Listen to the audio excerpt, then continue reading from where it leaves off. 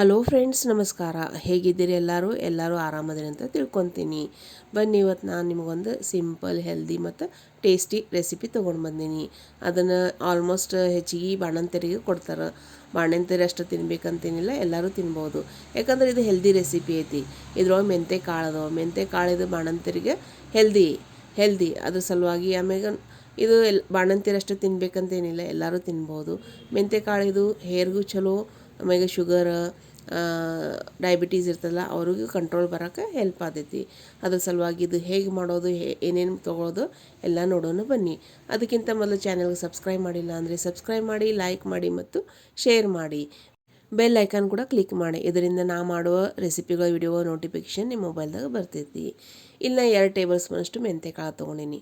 ನಮ್ಮ ರೆಗ್ಯುಲರ್ ಮೆಂತೆಕಾಳು ಇರ್ತಾವಲ್ಲ ಅವನ್ನ ತೊಳೆದು ಅವನ್ನ ಒಂದು ಬೌಲ್ಗೆ ಹಾಕಿ ಸ್ವಚ್ಛ ತೊಳ್ಕೊಂಡು ಅದಕ್ಕೆ ಮತ್ತು ಫ್ರೆಶ್ ನೀರು ಹಾಕೋದು. 1-2 ಗ್ಲಾಸ್ದಷ್ಟು ನೀರು ಹಾಕಿ ಬರ್ಷನ್ ಮೇಲೆ ಕುದಿಯಾಕೆ ಇಡೋದು. ನೀವು ಬೇಕಂದ್ರೆ 1 ತಾಸು ನೆನೆ ಇಟ್ಟರು ಭೀ ನಡೀತೈತಿ. ಆಮೇಲೆ ಲಘುನ ಕುದ್ದು ಬರ್ತಾವೆ. ಇಲ್ಲ ನೆನೆ ಇಟ್ಟಿಲ್ಲ, ಡೈರೆಕ್ಟ್ ತೊಳೆದು ಕುದಿಯಾಕೆ ಇಡಾತೀನಿ. ಒಂದು ಅರ್ಧ ಗಂಟೆ ಕುದಿಸ್ಕೊಂಡು ತಕ್ಕೊಳ್ಳೋದು, ಒಂದು ಸ್ವಲ್ಪ ಮೆತ್ತಗಾಗೋಸ್ ತನಕ. ಒಂದು ಸ್ವಲ್ಪ ಮೆಂತೆಕಾಳು ಸಾಫ್ಟ್ ಆಗಬೇಕು, ಮೆತ್ತಗಾಗಬೇಕು, ಅಷ್ಟು ತನಕ ಕುದಿಸ್ಕೊಳ್ಳೋದು. ಮೆಂತೆಕಾಳಿದು ಹೆಲ್ತ್ಗೆ ಭಾಳ ಹೆಲ್ಪ್ಫುಲ್ ಐತಿ. ಯಾಕಂದ್ರೆ ಇದು ಹೇರ್ ಫಾಲ್ ಆಗೋರಿಗೂ, ಆಮೇಲೆ ಬಾಣಂತಿರಿಗೂ, ಆಮೇಲೆ ಶುಗರ್ ಮತ್ತು ಡಯಾಬಿಟೀಸ್ ಇರ್ತೈತಲ್ಲ ಅವರಿಗೂ ಭಾಳ ಹೆಲ್ಪ್ ಆಗ್ತೈತಿ. ಅದಕ್ಕೆ ಈ ಕ್ಲೈಮೇಟ್ದಾಗಂತೂ ಮೆಂತೆಕಾಳು ತಿನ್ನಬೇಕು. ಈ ರೀತಿಯಾಗಿ ಮೆತ್ತಗಾಗೋಸ್ ತನಕ ಕುದಿಸ್ಕೊಂಡು ತಕ್ಕೊಂಡು ನೋಡ್ರಿ. ಈಗ ಕುದಿಸಿದ ಮೆಂತೆಕಾಳು ಸೋಸ್ಕೊಂಡು ತೊಗೊಳೋದ್ರಿ. ಅದರೊಳಗೆ ನೀರು ಸೆಪ್ರೇಟ್ ಮಾಡೋದು, ಆಮೇಲೆ ಕಾಳು ಸೆಪ್ರೇಟ್ ಮಾಡ್ಕೊಳ್ಳೋದು. ಯಾಕಂದ್ರೆ ನಾವು ಹಿಟ್ಟಿನಾಗ ಕಲಸೋರು ಇದ್ದೀವಿಲ್ಲರ, ಅದ್ರ ಸಲುವಾಗಿ ನೀರು ಒಂದು ಸ್ವಲ್ಪ ಕಹಿ ಇರ್ತವೆ, ಕಾಳಿನೊಳಗಿನ ಒಂದು ಸ್ವಲ್ಪ ಕಹಿ ಅಂಶ ಹೋಗಿರ್ತೈತಿ. ಈಗ ನೀವು ಗಳಿಗಡು ಮಾಡ್ತೀರಿ, ಅದ್ರೊಳಗೆ ಭಾಳ ಟೇಸ್ಟ್ ಆಗ್ತಾವೆ ಇವು. ಈಗ ಸೋಸ್ಕೊಂಡಿದ್ದ ನೀರು ಅದು ಸೋಸಾಕಿಡೋದು. ಇವು ಸೋಸ್ಕೊಂಡಿದ್ದ ನೀರು ನೀವು ಕುಡಿಬೋದು. ಯಾಕಂದ್ರೆ ಇದು ಹೆಲ್ದಿ ಐತಿ. ಹೇರ್ ಫಾಲ್ಗೂ ಯೂಸ್ ಆಗ್ತೈತಿ, ಶುಗರ್ಗೆ ಕಂಟ್ರೋಲ್ ಬರ್ತೈತಿ. ಈಗ ನಾವು ಇದಕ್ಕೊಂದು ಕೊಬ್ಬರಿ ಚಟ್ನಿ ಮಾಡೋಣ್ರಿ. ಕೆಂಪು ಖಾರದ ಕೊಬ್ಬರಿ ಚಟ್ನಿ. ಅದಕ್ಕೆ ನಾ ಇಲ್ಲಿ ಹಸಿ ಶುಂಠಿ, ಬೆಳ್ಳುಳ್ಳಿ, ಒಂದು ಅರ್ಧ ಬಕ್ಲದಷ್ಟು ಕೊಬ್ಬರಿ ತೊಗೊಂಡಿನಿ. ಹಸಿ ಕೊಬ್ಬರಿ, ಕೊತ್ತಂಬರಿ, ಆಮೇಲೆ ಕರಿಬೇವು, ರುಚಿಗೆ ತಕ್ಕಷ್ಟು ಉಪ್ಪು, ಒಂದು ಟೀ ಸ್ಪೂನಷ್ಟು ಜೀರಿಗೆ, ಆಮೇಲೆ ಕೆಂಪು ಖಾರ ತೊಗೊಂಡಿನಿ.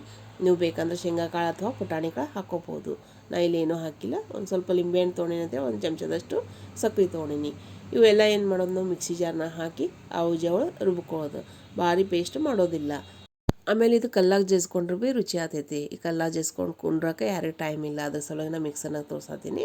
ಮಿಕ್ಸರ್ನಾಗ 1-2-3 ಸುತ್ತೋದು. ಇದು ಒಂದು ಸ್ವಲ್ಪ ಉದುರ ಇರೋದು, ತಿಳುವು ಮಾಡೋದಿಲ್ಲ, ಉದುರು ಚಟ್ನಿನೇ ಇರೋದು. ಇದು ಅದ್ರ ಜೊತೆಗೆ ರುಚಿ ಹತ್ತೈತಿ. ಈ ರೀತಿಯಾಗಿ ನೋಡಿರಿ, ಎಷ್ಟು ಚಂದ ಕಲರು, ಎಷ್ಟು ಚಂದ ಬಂದೈತಿ. ನೋಡಿದ್ರೆ ತಿನ್ನುವಂಗಾಗೈತಿ ಚಟ್ನಿ. ಆಗ ಬರೀ ಬಾಯ್ಲೇ ತಿನ್ಬೋದು. ಈಗ ನೆಕ್ಸ್ಟ್ ನಾವೇನು ಮಾಡೋದು, ಈಗ ಹಿಟ್ಟು ಕಲಿಸ್ಕೊಂಡ್ರಿ. ಅದಕ್ಕೆ ನಾವೇನು ಮಾಡೋದು, ಹಿಟ್ಟು ಕಲಿಸ್ಕೊಳಕ್ಕೆ 1-2 ಬೌಲ್ದಷ್ಟು ಗೋಧಿ ಹಿಟ್ಟು ತೊಗೊಂಡಿನಿ. ಆಲ್ರೆಡಿ ಚಾನಿಗೆ ಹಾಕಿದ್ದೆ ಗೋಧಿ ಹಿಟ್ಟು ಐತಿ. ಅದಕ್ಕೆ 2 ಬೌಲ್ದಷ್ಟು ಗೋಧಿ ಹಿಟ್ಟು ಹಾಕ್ಕೊಂಡು 1 ಟೀ ಸ್ಪೂನಷ್ಟು ಜೀರಿಗೆ ಒಂದು ಸ್ವಲ್ಪ ಕೈಯೊಳಗೆ ತಿಕ್ಕಿ ಹಾಕೋದು. ಆಮೇಲೆ ರುಚಿಗೆ ತಕ್ಕಷ್ಟು ಉಪ್ಪು ಹಾಕೋದು. ಒಂದು ಸ್ವಲ್ಪ ಉಪ್ಪು ಜಾಸ್ತಿ ಹಾಕ್ಬೋದು ಇದಕ್ಕೆ, ಚಪಾತಿ ಹಿಟ್ಟಿನಗಿಂತ. ಅದಕ್ಕೆ ನಾವು ಇಟ್ಕೊಂಡಿದ್ವಲ್ಲ ಮೆಂತೆಕಾಳು ಕುದಿಸ್ಕೊಂಡಿದ್ದ, ಅವನ್ನ ಇದಕ್ಕೆ ಹಾಕಿ ಚೆಂದ ಮಿಕ್ಸ್ ಮಾಡ್ಕೊಳ್ಳೋದು. ಆಮೇಲೆ 1-2 ಟೀ ಸ್ಪೂನಷ್ಟು ಎಣ್ಣೆ ಹಾಕಲಿಲ್ಲ ಅಂದ್ರೆ ನಡೀತದೆ. ಒಂದು ಸ್ವಲ್ಪ ಸಾಫ್ಟ್ ಆಗಬೇಕಲ್ಲ, ಅದ್ರ ಸಲುವಾಗಿ. ಏನೂ ಇರೋದಿಲ್ಲ ಇದ್ರೊಳಗೆ, ನಾವು ಸ್ಟೀಮ್ ಬೇರೆ ಮಾಡ್ತಾವಲ್ಲ ಇವು, ಅದ್ರ ಸಲುವಾಗಿ ಸ್ವಲ್ಪ ನೀರು ಹಾಕ್ಕೊಂತ, ನಮ್ಮ ನಾರ್ಮಲ್ ನೀರು ಹಾಕ್ಕೊಂತ ನಾವು ಚಪಾತಿ ಹಿಟ್ಟು ಕಲಿಸ್ತೀವಲ್ಲ ಆ ರೀತಿ ಕಲಿಸ್ಕೊಳ್ಳೋದು. ಇದನ್ನು ಭಾಳ ಕಲಿಸ್ಕೊಬೇಡ್ರಿ, ಯಾಕಂದ್ರೆ ಒಂದು ಸ್ವಲ್ಪ ತೆಳ್ಳಗೆ ಲಟ್ಟಿಸ್ಬೇಕು. ಚಪಾತಿ ಹಿಟ್ಟಿನ ಅದಕ್ಕಿಂತ ಒಂದು ಸ್ವಲ್ಪ ಗಟ್ಟಿ ಕಲಸಿದ್ರೆ ಭೀ ನಡಿತೈತಿ. ಈ ರೀತಿಯಾಗಿ ಕಲಿಸ್ಕೊಂಡು ಮ್ಯಾಗ ಪ್ಲೇಟ್ ಮುಚ್ಚಿಟ್ಟು ಒಂದು 15-20 ನಿಮಿಷ ರೆಸ್ಟ್ ಆಗಕ್ಕೆ ಬಿಡ್ರಿ.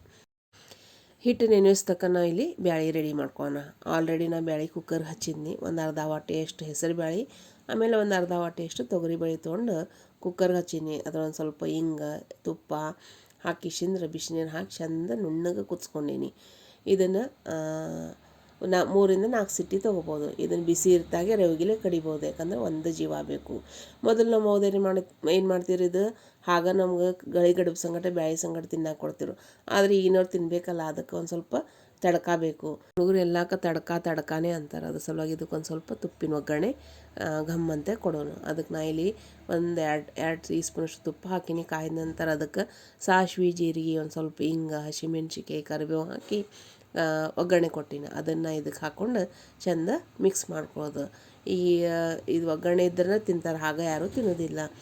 ಇದು ಬಿಸಿ ಬ್ಯಾಳೆ ನೋಡಿದ್ರೆ ಹಾಗೆ ತಿನ್ನುವಂಗೆ ಘಮ್ಮನ ಆಯಿತು ಒಗ್ಗರಣೆ ಬ್ಯಾಳೆ ರೆಡಿ ಆಯಿತು. ಈಗ ಇದನ್ನು ಸೈಡ್ ಇಡೋಣ. ಈಗ ಗಳಿಗಡು ಮಾಡೋಣ. ಅದಕ್ಕಿಂತ ಮೊದಲು ಇದು ನಾವು ಪ್ರಿಪ್ರೇಷನ್ ಮಾಡ್ಕೋಬೇಕು.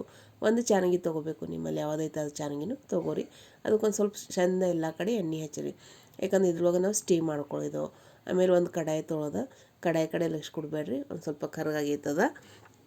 ಈಗ ಅದು ಕಡಾಯಿ ಒಳಗೆ ಏನು ಮಾಡೋದು, ನಾವು ಒಂದು ಬೌಲ್ದಷ್ಟು ನೀರು ಹಾಕೋಣ. ನೀರು ನೋಡ್ಕೊಂಡು ಹಾಕೋಬೋದು ಕಡಾಯಿ ಸೈಜ್ ಮ್ಯಾಗ. ಸಣ್ಣದಿತ್ತಂದು ಸ್ವಲ್ಪ ಹಾಕ್ರಿ, ದೊಡ್ಡದಿತ್ತಂದ್ರೆ ಸ್ವಲ್ಪ ಹೆಚ್ಚಿಗೆ ಹಾಕ್ರಿ, ಯಾಕಂದ್ರೆ ಸ್ಟೀಮ್ ಮಾಡಬೇಕು. ಇದು ಬರ್ಷನ್ ಮ್ಯಾಗ ಕಾಯಕ್ಕೆ ಸಣ್ಣ ಇಡೋಣ. ಅಷ್ಟು ತನಕ ನೀರು ಕಾಯಿಸ್ ತನಕ ನಾವು ಇಲ್ಲಿ ಗಳಿಗಡುಬು ರೆಡಿ ಮಾಡ್ಕೊಳ್ಳೋಣ.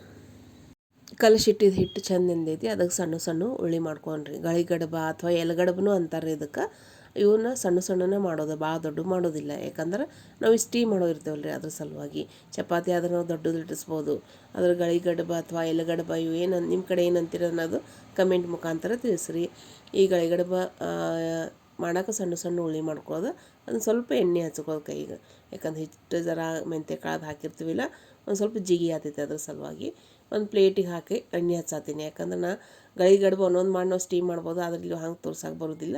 ಒಂದು 4-5 ಒಮ್ಮೆ ಮಾಡಿ ನಿಮ್ಗೆ ಸ್ಟೀಮ್ ಮಾಡಿ ತೋರಿಸ್ತೀನಿ. ಅದಕ್ಕೆ ಈ ರೀತಿಯಾಗಿ ಒಂದು ನೀವು ಕಟ್ಟಿ ಮೇಗೂ ಲಟ್ಸ್ರಿ, ಅಥವಾ ಒಂದು ಕೋಳ್ಪಟ್ಟು ಮೇಗೂ ಲಟ್ಸ್ಬೋದು. ಈ ರೀತಿಯಾಗಿ ಲಟ್ಸ್ಕೊಬೋದು. ಭಾಳ ತೆಳ್ಳಗೂ ಇಲ್ಲ, ಭಾಳ ದಿಪ್ಪು ಇಲ್ಲ. ಈ ರೀತಿಯಾಗಿ ಮೀಡಿಯಮ್ ಸೈಜ್ ನಾವು ಪೂರಿ ಲಟ್ಟಿಸ್ತೀವಿಲ್ಲ, ಹಾಗೆ ಲಟ್ಸ್ಕೊಬೋದು. ಒಂದು ಸ್ವಲ್ಪ ತೆಳಗಿದ್ರನ ಚೆನ್ನಾಗಿ ಇರ್ತೈತಿ ಗಳಿಗಡುಬು, ಯಾಕಂದ್ರೆ ನಾವು ಸ್ಟೀಮ್ ಮಾಡ್ತೇವೆ. ಫ್ರೈ ಅಥವಾ ಸುಡೋದು ಅಥವಾ ಬೇಯಿಸೋದು ಮಾಡೋಂಗಿಲ್ಲ. ಅದ್ರ ಸಲುವಾಗಿ ನೀವು ದಪ್ಪ ಮಾಡಿದ್ರಿಂದ ಹೊಟ್ಟಿಗೆ ಆಗೋದಿಲ್ಲ.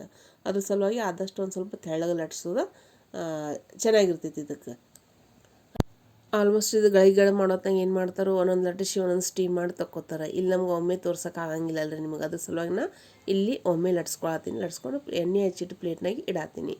ಇದು ಆಲ್ಮೋಸ್ಟ್ ತೆಳ್ಳಗೆ ಲಟ್ಟಿಸ್ರಿ, ಯಾಕಂದ್ರೆ ಒಂದು ಸ್ವಲ್ಪ ಸ್ಟೀಮ್ ಮಾಡೋದಿರ್ತೈತಲ್ಲ, ಇದು ಹೊಟ್ಟಿಗೆ ಆಗಬೇಕು. ದಪ್ಪ ಲಟ್ಟಿಸ್ರಿ ಅಂದ್ರೆ ಹೊಟ್ಟಿಗೆ ಆಗೋದಿಲ್ಲ. ಅದ್ರ ಸಲುವಾಗಿ ಹೊಟ್ಟಿಗೆ ಗಚ್ಚಿ ಹಿಡಿತೈತಿ.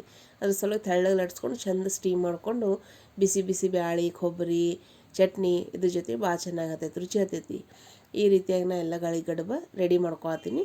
ರೆಡಿ ಮಾಡ್ಕೊಂಡು ನಂತರ ಸ್ಟೀಮ್ ಮಾಡೋದನ್ನು ತೋರಿಸ್ತೀನಿ ನಾನು ನಿಮಗೆ. ಈಗ ರೆಡಿ ಅದ ನೋಡಿರಿ ಗಳಿಗಡುಬು. ನೀವು ಹಿಂಗೆ ಫೋಲ್ಡ್ ಮಾಡಿನೂ ಇಡ್ಬೋದು, ಅಥವಾ ಹಿಂಗೆ ಪ್ಲೇನ್ನೂ ಇಡ್ಬೋದು. ಈಗ ನಾ ಸ್ಟೀಮ್ ಮಾಡಕ್ಕೆ ಇಟ್ಟಿದ್ದು ಕಡಾಯಿ ಚೆಂದ ಕಾಯ್ದೈತಿ, ಹೊಗೆನೂ ಬರಾಯೈತಿ, ಸ್ಟೀಮ್ ಬರಾಯೈತಿ ನೋಡಿರಿ. ಈಗ ನೋಡಿರಿ ಹಾಯಿ ಇಟ್ಟು ತೋರಿಸ್ತೀನಿ ನಾನು ನಿಮ್ಗೆ. ಈ ರೀತಿ ಹಾಯಿ ಒಂದು ಸ್ವಲ್ಪ ಹಾಕೋದನ್ನ ಹಾಯಿ ಇಟ್ಟು, ಆಮೇಲೆ ಹೈ ಟು ಮೀಡಿಯಮ್ ಫ್ಲೇಮ್ ಇಡ್ರಿ, ಲೋ ಇಡಬೇಡ್ರಿ ಭಾಳ. ಮೀಡಿಯಮ್ ಟು ಹೈ ಫ್ಲೇಮ್ನಾಗ ಇಟ್ಟು ಕಿಶಂದ್ರೆ ಒಂದೊಂದು 5-8 ನಿಮಿಷ ಸ್ಟೀಮ್ ಮಾಡ್ಕೊರಿ. ರೆಡಿ ಆಗ್ತಾವೆ ನೋಡಿರಿ ಎಷ್ಟು ಚಂದ ರೆಡಿ ಆದವು ಗಳಿಗಡುಬು. ಇವು ಬಿಸಿ ಬಿಸಿ ಇರ್ತಾನೆ ತಿನ್ನಬೇಕು. ಆರದ ಕೂಡಲೇ ಒಂದು ಸ್ವಲ್ಪ ಬಿರ್ಸಾತವು. ನಮ್ದು ಈಗ ಮೋದಕದ ಮಾಡೋಣ ಆರನ ಹೆಂಗೆ ಬಿರ್ಸತ್ತವಲ್ರಿ, ಆ ರೀತಿ ಆತವು. ಅದ್ರ ಸಲುವಾಗಿ ಬಿಸಿ ಬಿಸಿ ಈ ಕಡೆ ಮಾಡಬೇಕು, ಈ ಕಡೆ ಬಿಸಿ ಬಿಸಿ ಬ್ಯಾಳೆ, ಆಮ್ಯಾಗ ಇವು ಎಲೆಗಡುಬು, ಆಮೇಲೆ ಕೊಬ್ಬರಿ ಚಟ್ನಿ, ಆಮೇಲೆ ಬಿಸಿ ಬಿಸಿ ತುಪ್ಪ, ಭಾರಿ ರುಚಿ ಹತ್ತೈತೆ ರೀ. ಹೇಗೆ ಅನ್ನಿಸ್ತು ಇವತ್ತಿನ ವಿಡಿಯೋ ಅನ್ನೋದು ಕಮೆಂಟ್ ಮುಖಾಂತರ ತಿಳಿಸ್ರಿ. ಚೆನ್ನಾಗಿ ಅನಿಸಿದ್ರೆ ಚಾನೆಲ್ಗೆ ಲೈಕ್ ಮಾಡಿ, ಶೇರ್ ಮಾಡಿ ಮತ್ತು ಸಬ್ಸ್ಕ್ರೈಬ್ ಮಾಡಿ. ಪ್ಲೀಸ್ ಚಾನೆಲ್ಗೆ ಲೈಕ್ ಮಾಡಿರಿ, ಯಾಕಂದ್ರೆ ನಮ್ಮ ಚಾನೆಲ್ ಗ್ರೋ ಆಗಬೇಕಂದ್ರೆ ನಿಮ್ಮದು ಲೈಕ್ ಭಾಳ ಇಂಪಾರ್ಟೆಂಟ್ ಐತೆ ನಮ್ಗೆ. ಪ್ಲೀಸ್ ಒಂದು ಲೈಕ್ ಕೊಡಿ. ಆಮ್ಯಾಗ ಬೆಲ್ ಐಕನ್ ಕೂಡ ಕ್ಲಿಕ್ ಮಾಡಿರಿ. ಇದರಿಂದ ಏನಾಗ್ತೈತಿ, ನಾ ಮಾಡೋ ರೆಸಿಪಿಗಳ ವಿಡಿಯೋ ನೋಟಿಫಿಕೇಷನ್ ನಿಮಗೆ ಬರ್ತೈತಿ.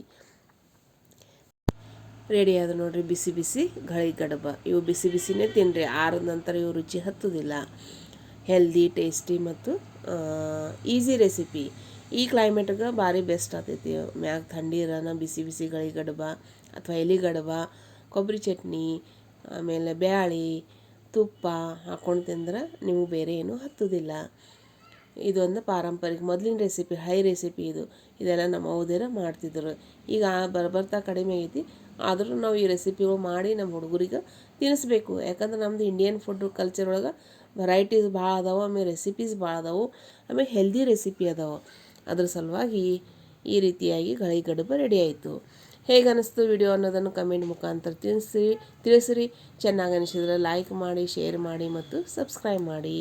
ಇಷ್ಟೋ ತನಕ ವಿಡಿಯೋ ನೋಡೋದಕ್ಕೆ ಧನ್ಯವಾದಗಳು. ಸರ್ವೇ ಜನ ಸುಖಿನೋ ಭವಂತು.